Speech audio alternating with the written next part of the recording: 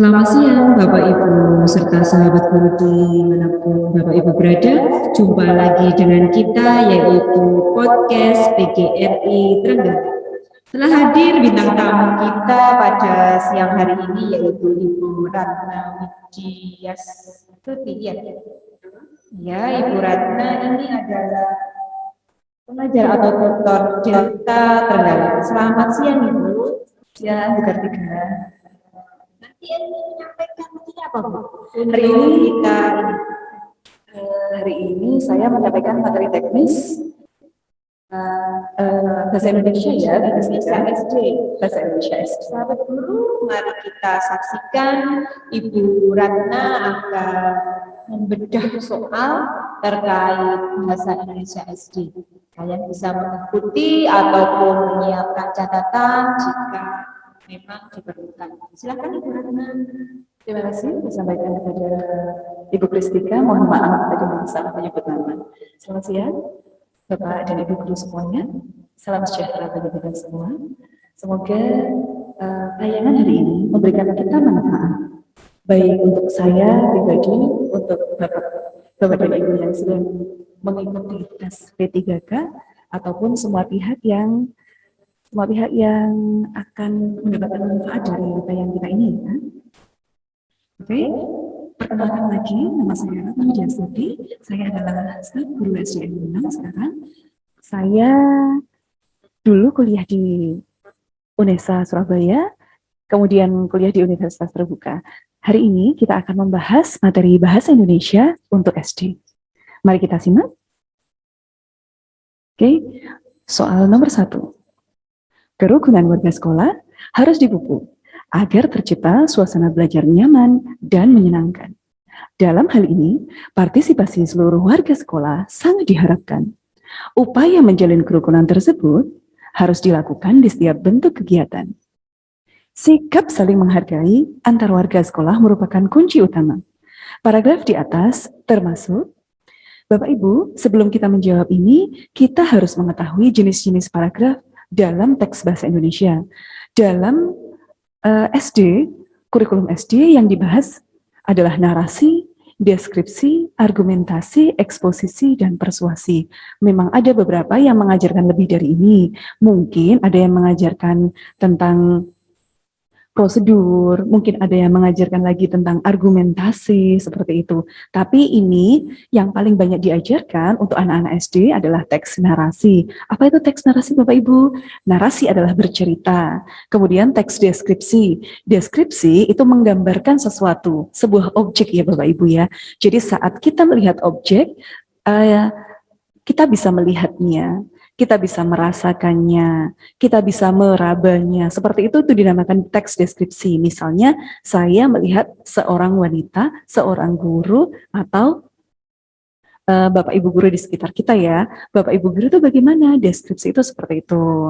Kemudian argumentasi. Argumentasi itu teks yang memaparkan sebuah cerita Bapak Ibu, tapi berupa argumen. Jadi ini banyak yang berupa opini. Jadi argumen itu menggiring kita pada sesuatu. Contohnya, pada akhir teksnya, argumentasi itu menggiring kita untuk melakukan sesuatu. Diakhiri dengan kalimat, ayo kita membuang sampah pada tempatnya, seperti itu. Jadi argumentasi itu menggiring pada sesuatu. Kemudian eksposisi itu paparan Bapak Ibu. Paparan itu nyata dan berdasarkan fakta. Jadi kita lihat dulu eksposisi apakah dia sedang terjadi di tempat kita, misalnya pandemi COVID-19. Oh iya, itu terjadi. Itu bisa jadi kalimat teks eksposisi Bapak Ibu. Kemudian persuasi. Persuasi itu juga menggiring kita pada sesuatu Bapak Ibu, hampir sama dengan argumentasi. Oke, kita lihat jawabannya ya. Nah, kerukunan warga sekolah harus dipupuk agar tercipta suasana belajar nyaman dan menyenangkan. Nah, ini menggiring kita untuk sikap saling menghargai. Kita diajak apa? Diajak untuk saling menghargai antar warga sekolah. Begitu Bapak Ibu. Begitu ya Bu Kristika? Oke. Sekali ada pertanyaan Bu.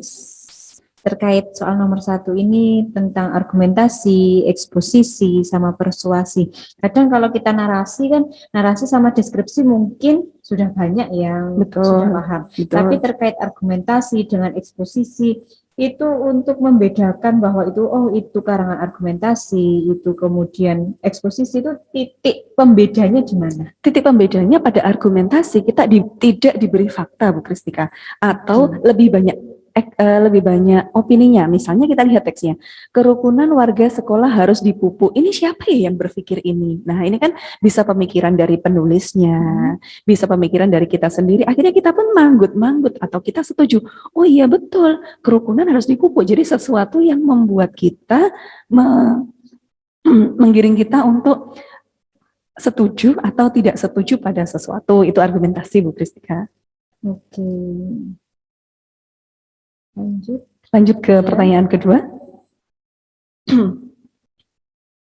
Oke, kita mulai soal nomor 2. Buah pepaya memiliki banyak manfaat bagi kesehatan. Pepaya mengandung papain dan serat yang dapat membantu mengatasi gangguan pencernaan. Kandungan vitamin C dalam buah pepaya dapat memperbaiki sistem imunitas tubuh.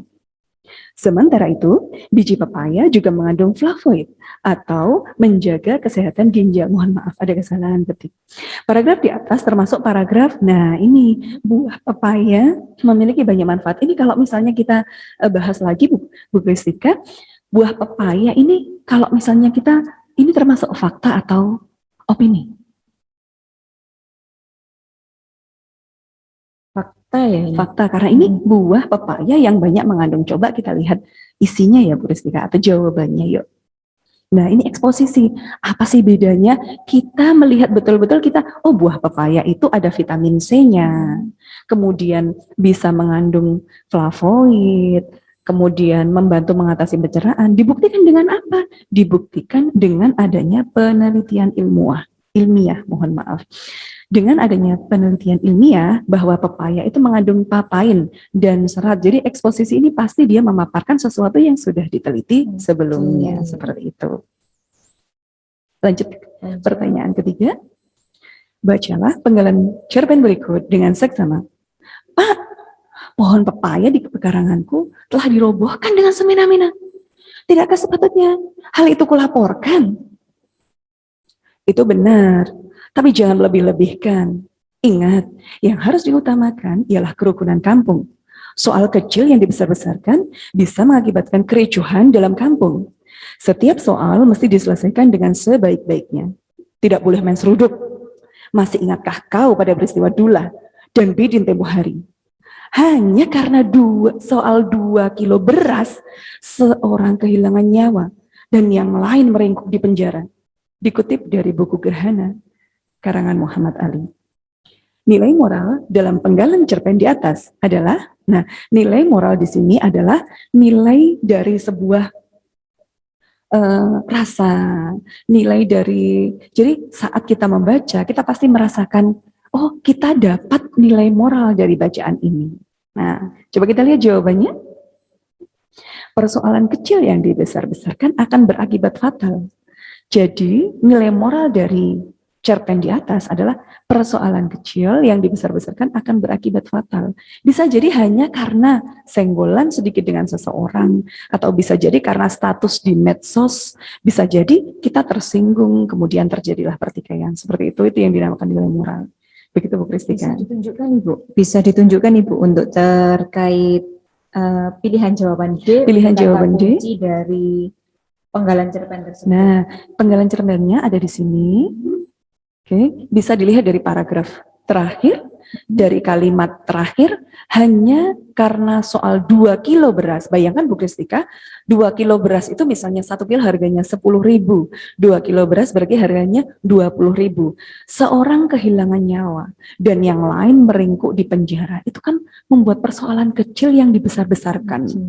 Jadi sesuatu yang kita anggap kecil bisa jadi mungkin salah satunya diberi atau disumbang oleh seseorang. Kemudian yang lain merasa, kok dia disumbang, saya tidak. Seperti itu. Jadi persoalan kecil yang dibesar-besarkan bisa berakibat fatal. Untuk nilai moral ini, kita yang tahu ya Bu Kristika. kita yang merasakan. Jadi Bapak Ibu pada saat membaca sebuah cerpen, Bapak Ibu harus yakin mendapatkan sesuatu atau tidak dari bacaan tersebut. Jika Bapak Ibu mendapatkan sesuatu, itu berarti nilainya, jadi cerpennya bernilai moral untuk kita. Oke. Kita lanjut ke pertanyaan Lanjut, keempat. nomor 4. Soal nomor 4. Rafflesia arnoldi merupakan tumbuhan yang terkenal walaupun tumbuhan spesies ini keberadaannya sangat langka. Ia memiliki bunga yang berukuran sangat besar, bahkan merupakan bunga terbesar di dunia. Habitat tumbuhan ini di jaringan tumbuhan merambat. Rafflesia arnoldi tidak memiliki daun, sehingga tidak mampu berfotosintesa.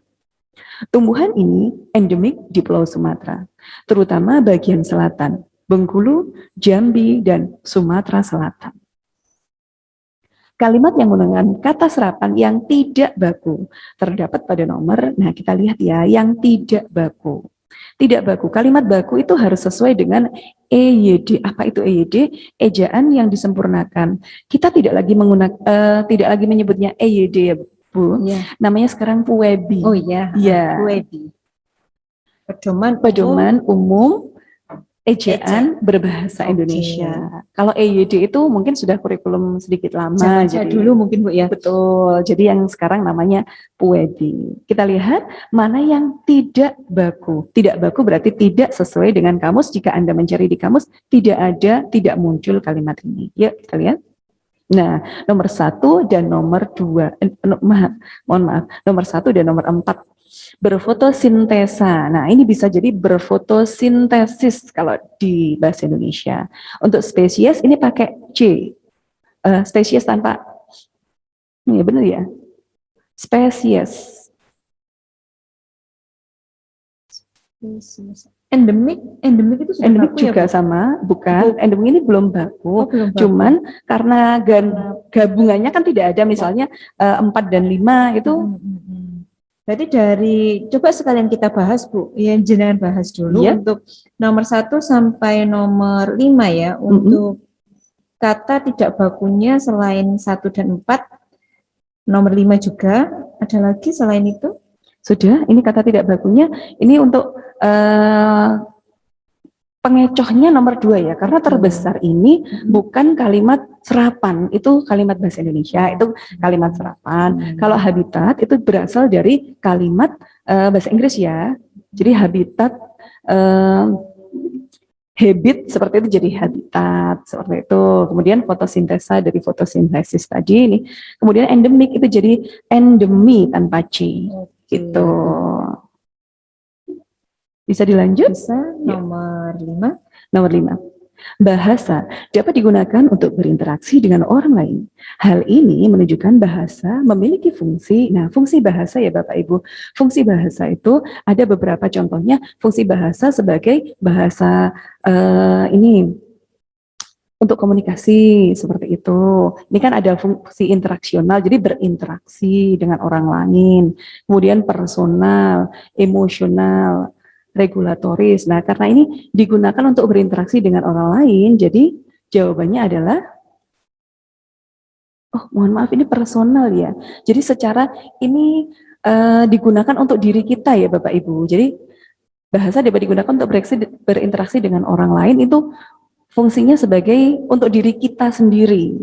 Gitu. Jadi kalau interaksional itu bisa digunakan pada saat kita misalnya pada saat rapat, dengan berinteraksi dengan orang lain, dengan banyak orang gitu. Jadi interaksional itu konteksnya dengan banyak orang.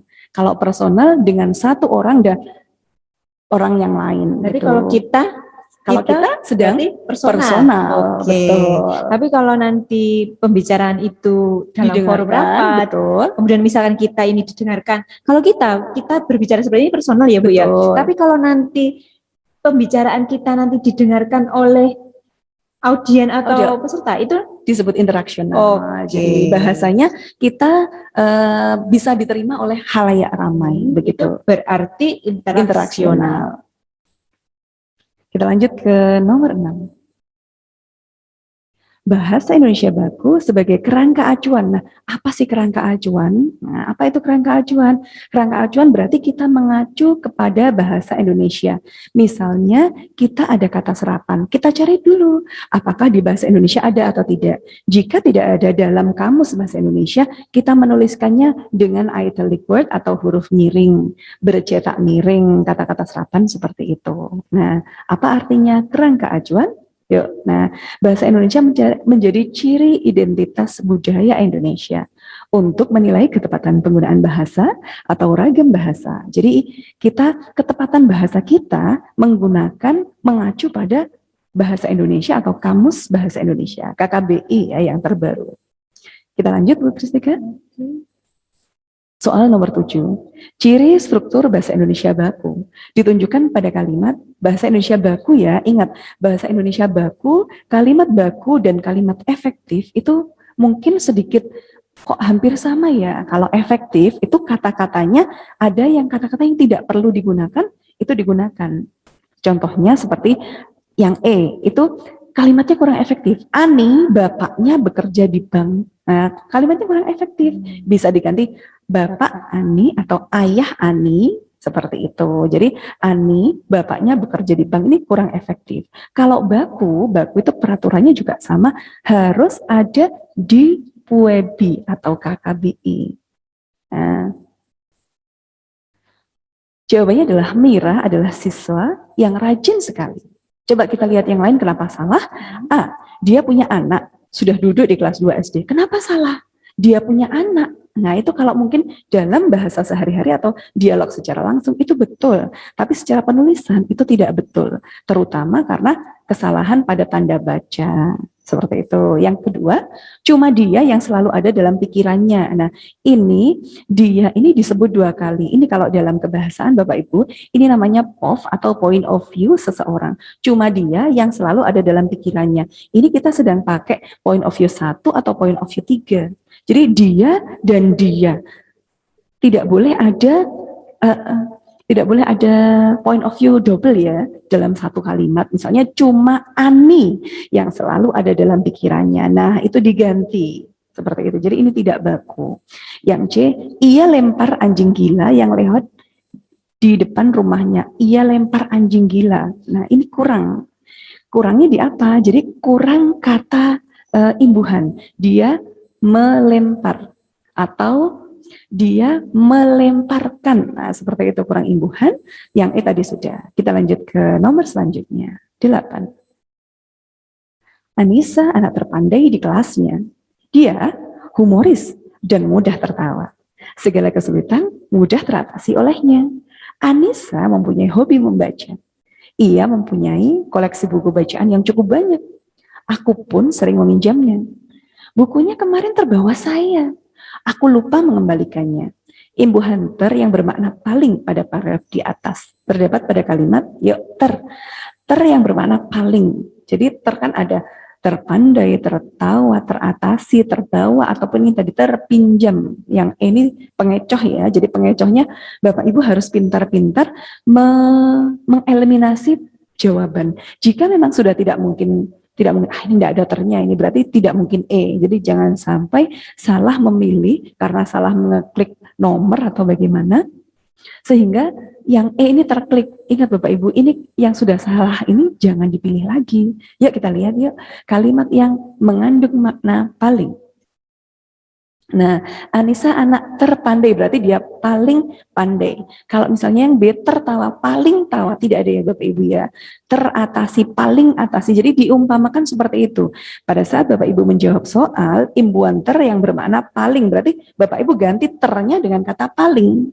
Gitu. Jadi bukunya kemarin terbawa, paling bawa, bisa tidak seperti itu. Jadi tidak mungkin, jika konteksnya tidak mungkin, langsung kita eliminasi jawabannya. Seperti itu ya. Jawabannya adalah A. Soal nomor 9. Para siswa yang memiliki teman pengguna narkoba hendaknya waspada. frase yang menyatakan keterangan subjek. Jadi subjek frase itu para siswa yang memiliki teman. Teman apa ya? Nah, temannya ini bagaimana? Karena kita lihat subjek. Subjek itu pelaku. Para siswa yang memiliki teman, bukan hanya para siswa. Jadi sebuah paragraf kita harus tahu apa subjeknya, apa predikatnya, apa objeknya, kemudian ini keterangan. Jadi frase yang menyatakan keterangan subjek. Subjeknya apa?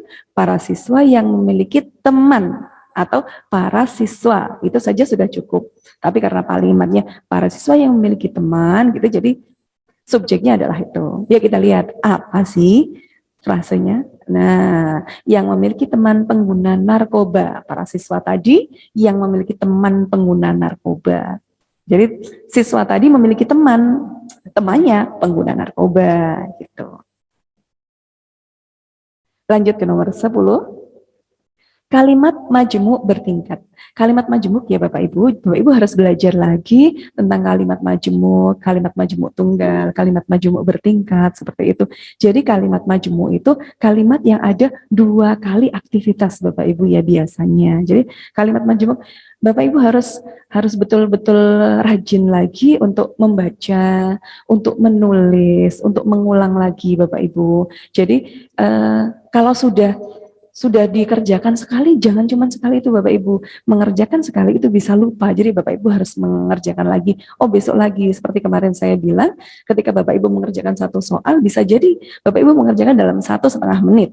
Tapi kalau untuk mengerjakan 2 kali, jadi soal yang sama, tapi sudah dikerjakan 2 kali, pasti berkurang frekuensinya. Jadi misalnya 1,5 menit, akhirnya jadi 50 detik. Akhirnya ketika sudah ketiga kali tinggal 5 detik saja. Seperti, oh udah pernah nih. Nah seperti itu Bapak Ibu.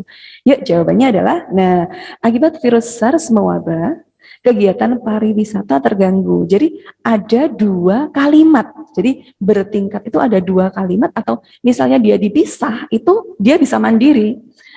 Akibat virus SARS mewabah. Akibatnya apa? Kegiatan pariwisata terganggu. Begitu Bapak Ibu yang dapat saya sampaikan untuk soal bahasa Indonesia. Bapak Ibu jangan terpatok pada pertanyaan-pertanyaan atau soal-soal yang saya share saja. Karena bahasa Indonesia itu sangat luas. Kita tidak bisa memprediksi Bu Kristika. Nanti soalnya akan seperti apa? Kok nggak kayak kemarin yang di Zoom sih? Karena apa? Karena kita memakai standar yang kemarin, ini saya benar-benar memakai standar di mana saya ujian kemarin dan saya tulis lagi, saya tulis ulang. Apapun yang ketika ujian saya ingat, saya tulis ulang. Pengalaman Ibu terkait materi bahasa Indonesia SD Bu ya, untuk ujian tes CPNS tahun lalu, pengalamannya Ibu itu kira-kira ada berapa soal yang muncul untuk Sebenarnya materi bahasa untuk Indonesia? Begini Bu Kristika, bahasa Indonesia itu sudah hampir banyak diwakilkan di bacaan-bacaan ya. Jadi kita dituntut memiliki literasi yang tinggi. Itu sudah kita belajar bahasa Indonesia dalam keseluruhan ya, belajar literasi. Tapi kalau soal bahasa Indonesia sendiri, itu kita hanya tidak lebih dari 10. Kadang kan untuk basicnya bahasa Indonesia seperti penggunaan tanda baca, Betul. kemudian kan yang dibahas tadi kan memang basic kan ya Bu ya, terkait biasanya jenis teks, kemudian tanda baca, kata baku, kata efektif, kalimat efektif kan seperti itu. Ya.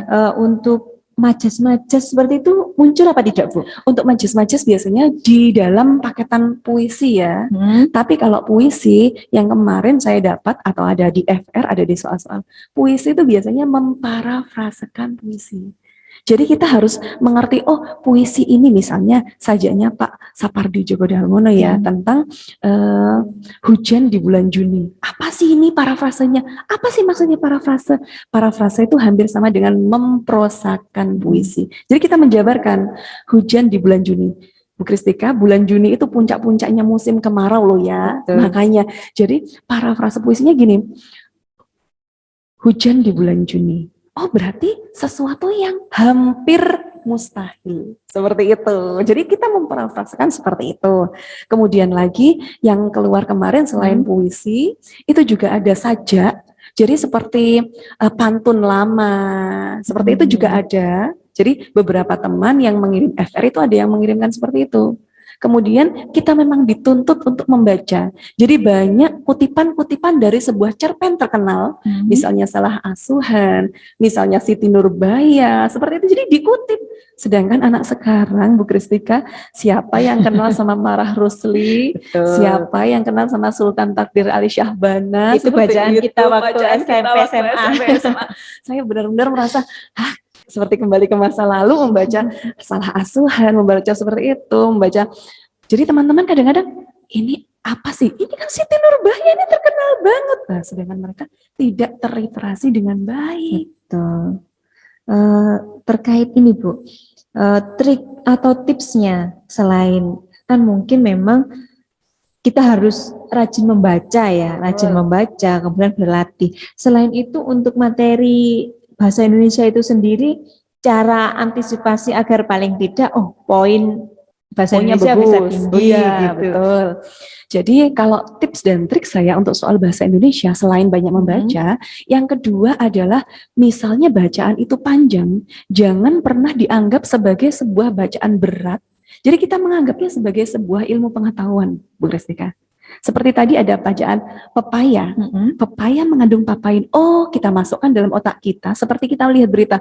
Oh alah, ternyata pepaya itu mengandung papain. Tuh. Apa sih papain? Papain itu terdiri dari serat. Jadi kita benar-benar merasakan manfaatnya dari membaca. Itu yang kedua. Jadi kita harus merasakan manfaat dari soal.